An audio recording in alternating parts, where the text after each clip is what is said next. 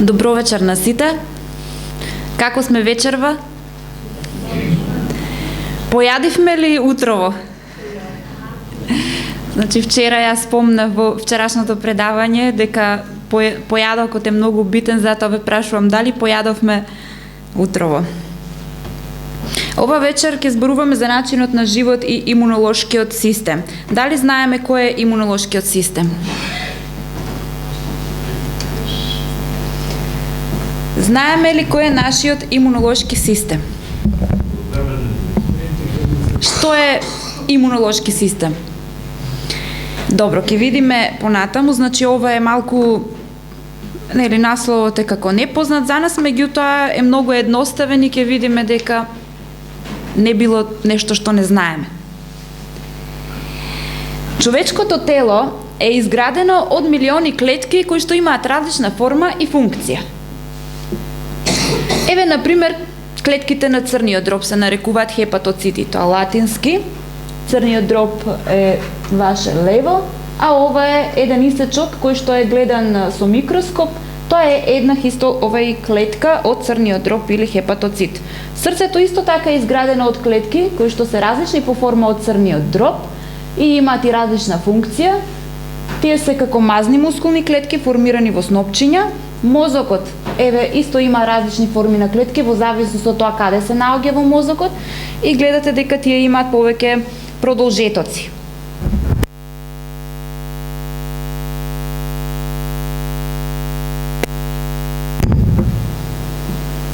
Иако овие клетки се различни по форма и функција, сепак имаат 5 основни потреби. Значи сите овие клетки имаат 5 основни потреби. Тоа се кислород, вода, хранливи материи.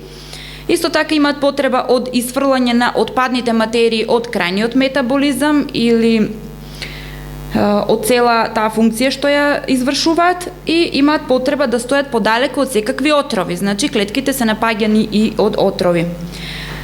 Кога се задоволени нивните потреби, овие 5 основни потреби, клетките живеат здраво и функционираат. Крвта е таа која што ги обезбедува овие потреби. Ајде да видиме од што е составена крвта. Некогаш сме учеле од што е составена крвта. Во главно, плазмата, тоа е втората точка, плазмата е онаа која што ја пренесува водата, храната за изградба, исправка за енергија и елиминирање на отпадни материи. Значи тоа е течниот дел на крвта.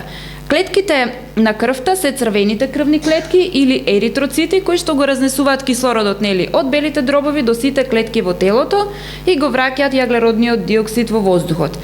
Третата точка, белите крвни зрнца или леукоцити, тие го градат заштитниот систем наречен уште имунолошки систем. Значи, еве го одговорот на прашањето.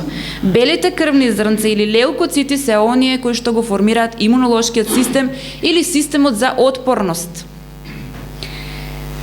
Крвните плочки тромбоцити, тие се одговорни за згручување на крвта во случај на повреда. Значи, во глобала тие се 4 составни делови на крвта. Што значи дека крвта е централен систем на животот, а тоа е во склад и со Библијата, каде што вели дека животот на секое тело е неговата крв. Тоа е неговиот живот. За да имаме добро здравје, треба да имаме и добра крв. Секој пулс на срцето, крвта мора брзо и лесно, со секој пулс крвта мора брзо и лесно да пробива до сите делови на телото. Затоа циркулацијата треба да биде спречувана од тесна облека, врвки и недостаток на облека на крајните делови на телото. Дали ни е јасно ова?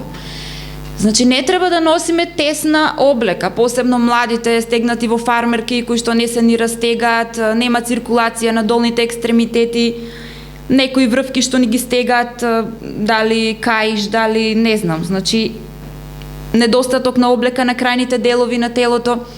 Што значи ова недостаток на крајните делови на телото? На каква облека се мисли? Еве сега е зимно време, значи треба да носиме ракавици, капи, да ги заштитиме нозете. Нозете исто така треба да не бидат облечени со пристојни, со некои обувки кои што ќе ни овозможат комоција на ногата заради циркулацијата. Ако нешто ја сопира циркулацијата, крвта се враќа назад низ крвните садови, а тоа доведува до згручување, посебно на нозете, затоа се јавува и тромбоза. а таа тромбоза може да доведе и до последици. Резултатот од ова е главоболка, кашлица, срцебиење или лошо варење. Ова е еден шематски приказ на клетките на имунолошкиот систем или леукоцитите. Значи тие потекнуваат од една матична клетка, тоа е првата клетка, која што се дели понатаму на ова е полесно да го да имаме ориентација. Значи леукоцитите, кои се леукоцитите? Тие се три вида на клетки: гранулоцити, лимфоцити и моноцити. Знаете, кога гледаме крвната слика, лесно можеме таму да ги видиме, ги знаеме по имења, меѓутоа не ја знаеме нивната функција. Еве сега накратко ќе видиме која е нивната функција. Гранулоцитите се делат од своја страна на три други вида на клетки: неутрофили, еозинофили и базофили. Неутрофилите се оние што се одговорни за бактериите. Уште се нарекуваат и микрофаги. Значи тие ги фаќаат, ги фагоцитираат, ние викаме, или ги голтаат бактериите и на крај формираат гној, она жолто-зеленикава течност. Еозинофилите, тие се борат против паразитите, и базофилите, тие реагираат како со хистаминска реакција при дишење, значи таа е една посебна реакција при дишење. Ќе одиме на третите, моноцитите, или уште се означени како макрофаги. Тие исто така се одговорни за фагоцитоза или голтање на изумрени клетки од органи.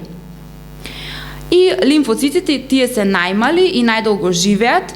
Тие се поделени на две групи: Т лимфоцити и Б лимфоцити, од кои што Б лимфоцитите тие формираат како антитела, значи антитела против антигените кои што влегуваат во организмот, и тоа е наречен хуморален имунитет, односно се борат против некои супстанции кои што навлегуваат во клетката и тие се одговорни за нив. Тоа се страни супстанции за организмот. И Т лимфоцитите, или се наречени клетки убици, одговорни за клеточниот имунитет, тие се одговорни да ги голтаат најчесто раковите клетки. Еве нешто во врска со СИДА или синдром на стекнат имунолошки дефицит. Оние што се заразени со вирусот на имунолошка инсуфициенција или ХИВ вирусот, тие немаат рецептори, рецепторите всушност на Т лимфоцитите се уништени, и што се случува? Тие Т лимфоцити, ако не се присутни, се губи способноста да се препознаваат тугите тела или субстанции, и на тој начин се слаби имунолошкиот систем, и затоа овие луѓе може да умрат од секаков вид на заразна болест. Значи, организмот е нападнат од многу вируси, од многу бактерии, овие Т лимфоцити ги нема, не можат да се борат против нив, и затоа целиот организам е склон кон такви болести. Затоа и се нарекува синдром на стекнат имунолошки дефицит. Значи има дефицит на имунолошките клетки. Леукоцитите уште се споредени со полиција или војска. Тие се полицајците на нашиот организам. Тие се тие што не штитат од болестите. Како тие клетки функционираат? Како овој систем функционира?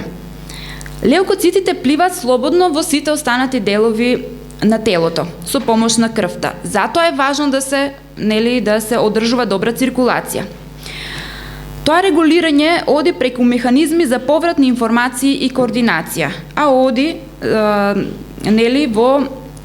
во соработка со три системи: нервен, ендокрин систем и нашите емоции.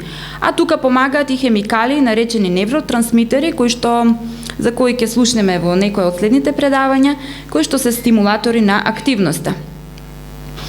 И кога ќе видиме што се случува со сите овие клетки во организмот, со овие војници, бранители во нашата крв, кои што постојано циркулираат, всушност псалмистот Давид што вели: "Ќе те славам зашто сум прекрасно создаден." Навистина ние сме прекрасно создадени.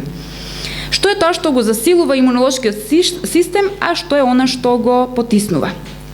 Еве ги факторите кои влијаат на имунолошкиот систем. Стимулатори: редовни вежби, балансирана здрава храна, оптимизам и нормален одмор. А кои се депресори или оние кои што го потиснуваат имунолошкиот систем? Обратно од ова: недоволно или никакви вежби, високи нивоа на масти или холестерол, недостаток на железо, бакар, кобалт, цинк, селен, магнезиум, витамин Е, депресија, алкохол, цигари, дрога и така натаму. Значи се што е штетно. Пак се враќаме на, според овие фактори, пак се враќаме на она New Start програмата која што е формирана од професори и во Калифорнија. На овие се враќаме на овие 8 фактори: исхрана, вежби, вода, сончева светлина, воздржување, воздух, одмор и вера во Бога. Што значи дека имунолошкиот систем повторно се засилува со истите овие 8 фактори што беа спомнати вчера. Ајде ќе почнеме со дишењето. Дали дишаме правилно? Еве сега додека седиме, дали дишиме правилно? Како треба правилно да седиме за да може нашиот бел дроб да функционира правилно? Ако имаме добра крв, имаме и добро дишење. Длабоко вдишување на чист воздух е потребно. Значи, белиот дроб се исполнува со кислород, се прочистува крвта и крвта станува светло-црвена. Дава живот на сите делови на телото. Доброто дишење што прави? Ги смирува нервите, го поттикнува апетитот, го подобрува варењето и овозможува добро спиење. Затоа на белите дробови му е потребно што поголема слобода. Еве првата слика. Гледате дека при вдишување, имате ширење на градниот кош, се шират и костите, диафрагмата се спушта надолу и меѓуребрените мускули исто се шират. А во втората слика, при издишување, диафрагмата се качува нагоре, се стеснува цел граден кош и мускулатурата и костките. Што се случува со луѓето кои што постојано седат? Кој е феноменот кај седентарен начин на живот? Луѓето се стуткани додека работат, невозможно е да се диши длабоко, значи се диши површински и тоа станува навика. Белиот дроб ја губи способноста да се проширува, а тоа го прави и тесната облека. Дали има меѓу нас луѓе што работат вака? Со седење. Правиме ли вежби за дишење додека седиме? Со седење не се добива доволно количество кислород, крвта се движи многу полека, отпадните или отровни материи се задржуваат и крвта веќе не е чиста. Стомакот, црниот дроб и мозокот се под вакво влијание, значи на непрочистен воздух. Кожата почнува да бледне, варењето се забавува, срцето се потиснува, мозокот е замаен, мислите стануваат збунети и мрак го обвива духот. Целиот систем е потиснат, неактивен и изненадувачки подложен на болести. Дали ги проветруваме нашите простории? Имаме ли доволно кислород? Имаме потреба од добро проветрување, затоа што ако не проветруваме сме подложни на настинки, на бледило, на изнемоштеност, дишење на воздух повторно и повторно, воздухот е исполнет со отровни материи и сврлени преку белите дробови и порите и нечистотијата повторно се апсорбира од страна на крвта. Друг фактор – вежби. Возрастен човек има околу 5 литри крв. Не е рамномерно распределена низ телото, што значи дека малите артерии или артериоли тие поседуваат мускулни ѕидови и на тој начин вршат контрола на проток на крв, значи ние имаме еден економичен систем. Крајните делови на нашето тело имаат најмала циркулација, а тие се пасивни делови на телото, а активните органи добиваат повеќе крв според потребите. Например, црн дроб, слезенка, тие внатрешни органи добиваат повеќе крв отколку нашите екстремитети. Затоа е потребно редовно да се активираат различни делови од телото, снабдување со свежа крв и исфрлање на отпад. Значи, со тоа се кога ние се активираме, самата мускулатура кога се активира, циркулацијата е подобра, циркулацијата на раце, на уши, на нос, значи на нозе и на тој начин се снабдува организмот со свежа крв и се исфрлаат отпадните материи. Ако не се исфрлат тие отпадни материи, делуваат како отров во организмот. Во однос на вежбите се вели дека нема друг лек што е во употреба или треба да влезе во употреба што содржи во себе ветување за долготрајно здравје, освен програмата, вклучувајќи постојани физички вежби, така вели во едно списание, во едно американско списание. Значи физичките вежби се многу битни. Што се случува при физички вежби? Вежбањето на долгите мускули на рацете и нозете произведува ендорфин. Ендорфинот е всушност хормон на среќата. Срекните и позитивни мисли ослободуваат ендорфини во мозокот. Тие се произведуваат и во белите дробови. Ендорфините го зајакнуваат имунолошкиот систем и создаваат чувство на здравје и на благосостојба.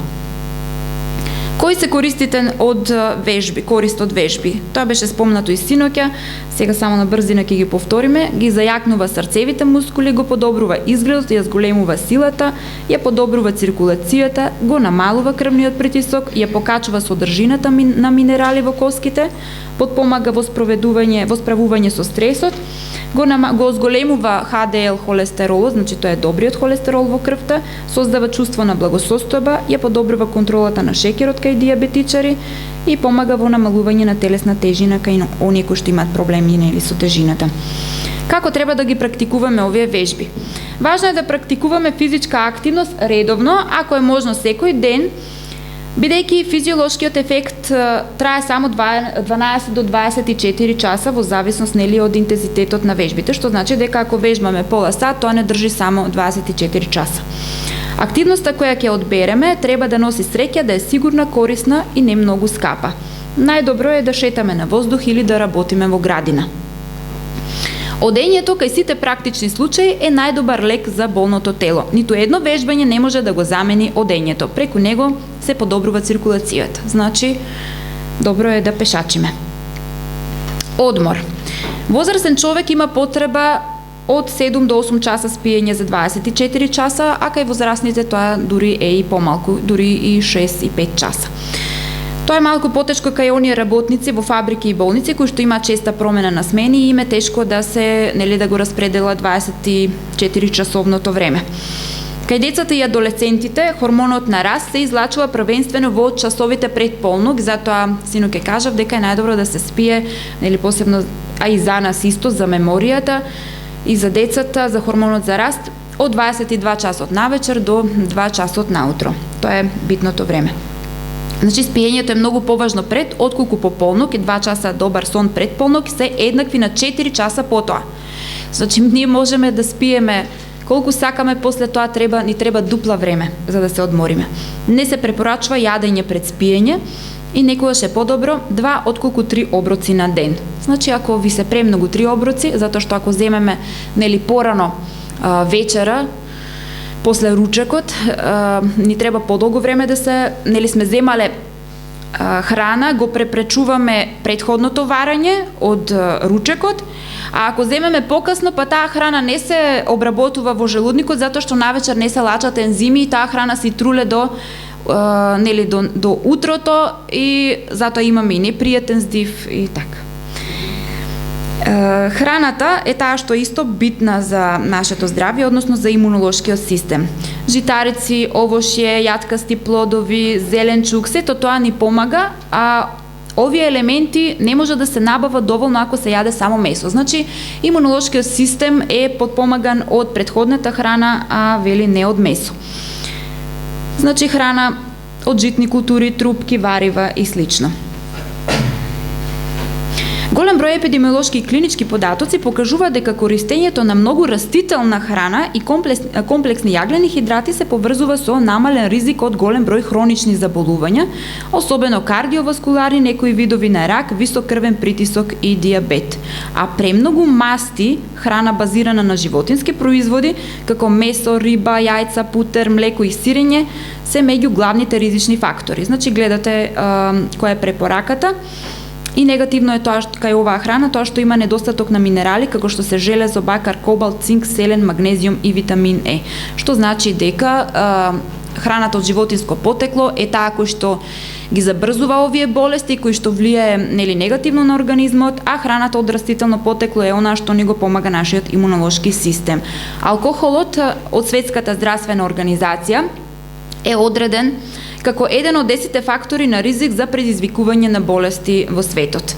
И Библијата е против ова, таа вели: не гледај на виното како се црвене, кога се прелива бојата во чашата, се пие така глатко, а на крај каснува како змија и жилосува како змија лутица. А змијата лутица знаеме колку е опасна, посебно во Македонија.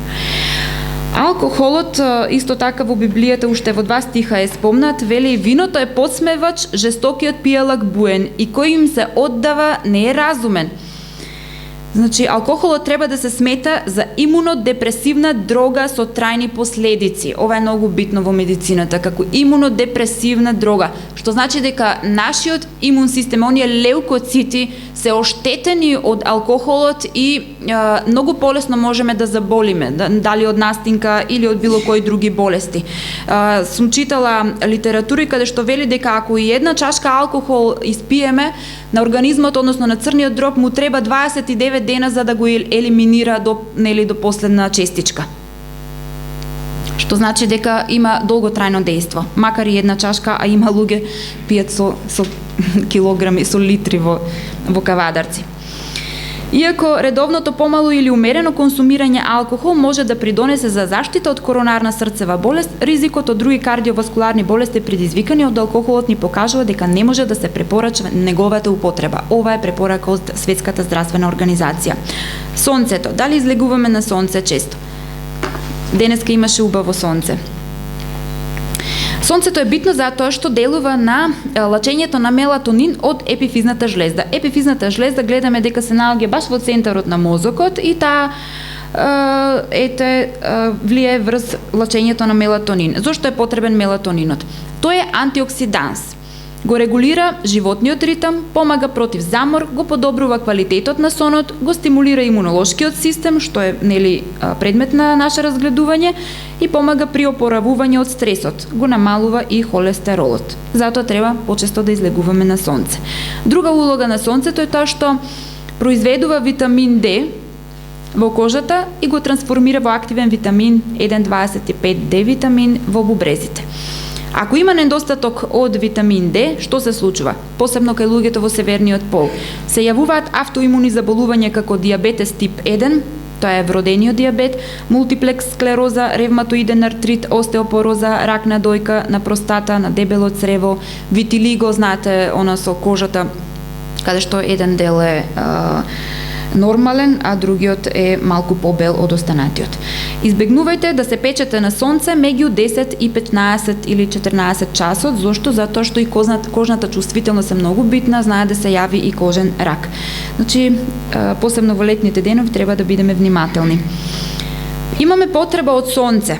Кој има потреба од сонце? И ние имаме потреба од сонце, меѓутоа кај болните сонцето делува како лек. Затоа салоните и спалните наши, од нив треба да ги отстраниме тешките завеси, да ги отвориме прозорците, да ги фрлиме ролетните и да уживаме во богатата сончева светлина, па дури на сметка на боите на нашиот тепих. Децата имаат исто така потреба од сонце, затоа што тие нивните коски растат, а и старите. Значи, старите луѓе не се за дома, посебно ако се помалку подвижни, почесто изнесувајте ги на сонце. И психолошките фактори, позитивните чувства и емоции, тие ни даваат издржливост, чувство на задоволство и продуктивност, а негативните емоции предизвикуваат астма, пептичен улкус, висок крвен притисок, рак, мигрена и срцев удар. Тие се уште наречени како психосоматски болести, односно психата е таа што предизвикува телесни заболувања. Ке го прочитаме вториот дел. Библиската религија, вели, е корисна за здравјето на телото и умот. Влијанието на Божиот дух е најдобриот лек што еден болен маж или жена може да добие. Значи, за еден од тие психолошки фактори за среќа се смета дека е и религијата. Во последните 20 години научните трудови и студии ни покажале дека верата во Бога и активната религиозност го подобруваат животот и донесуваат до продолжување на животот. А социјалната поддршка, карактеристична за верски заедници, пеење и пофалба на Бог, молитвите, прошката, како и други фактори поврзани со здрав начин на живот, сето ова го зајакнува имунолошкиот систем. Значи, многу е битно ние да сме позитивни во однос на многу работи, па дури верување во Бога. Американската асоциација за семејни лекари ни вели во последните неколку години почна да се уважува мислењето дека духовноста е уште еден важен фактор кој често се занемарува за здравјето на пациентите. И на крајот да заклучиме неколку точки дека животот е управуван од природни закони и ние против нив не можеме ништо. Ако сме непослушни кон овие закони, имаме и болести. Природните и моралните закони сите тие се создадени од Бога и имаат за цел да го одржат човекот здрав, среќен и побожен. Физиолошките механизми кои ги регулираат процесите во животот се представени од психоневроимунолошкиот систем. Значи, сите овие три системи делуваат заедно и си влијаат еден на друг. Крвта е она основно возило или пренесувач на вода, хранливи материи, на хормони и на имунолошките клетки. И всушност здравјето наше зависи од нив. Долготрајните оштетувања во состав или циркулација на крвта водат до хронични болести. Тие се различни од оние несреќи, зарази и труења, што значи дека треба да внимаваме на нашата крв. Организмот има многу средства преку кои надоместува ако нешто не му достигнува, или ако е неправилно. Затоа обично хроничните болести се резултат на повеќе од еден фактор. Значи не само еден фактор, туку сите од овие фактори делуваат врз нашето здравје. И во повеќето случаи на наследна предиспозиција бараат манифестација на дополнителен фактор поврзан со начинот на живот, следејќи афоризми. Генетиката го става куршумот, а начинот на живот го влече чкрапалото. Што значи дека ние имаме во нашите гени некои, може ги влечиме нашите гени од дедо, прадедо на некои болести. Меѓутоа, ако уште и не живееме правилно, уште повеќе се потенцираат и доаѓаат до израз. А ако живееме правилно, тие можат да се останат мирни. Програмата New Start, она што спомнавме, ги вклучува сите основни фактори поврзани со начинот на живот и е научно докажана. Два од факторите од кои најчесто се прават грешки и каде поправката носи најдобри резултати се вежбите и исхраната. Значи, тие два фактори се многу битни, вежби и исхрана. А ако на тие се додадат и алкохолот и пушењето на цигари, тогаш ќе страдаме многу повеќе. Ако трудолюбиво го слушаш гласот на Господа, својот Бог, и правиш она што му е угодно, и ги слушаш заповедите негови, и ги пазиш сите негови наредби, тогаш не ќе ти нанесе ни една од болестите кои им ги нанесе во тоа време на египтјаните, зашто јас сум Господ кој те исцелувам. И вечниот живот е можен само преку Исус Христос и тоа е кажано преку еден стих од Библијата, вели зашто Бог толку го возлюби светот, што го даде својот единороден син за да не загине ни еден кој верува во него, туку да има вечен живот. Ова е крајот на предавањето. Следното предавање ќе биде препораки за правилна исхрана, а ако ви се допадна може да дојдете и следната вечер. Ви благодарам.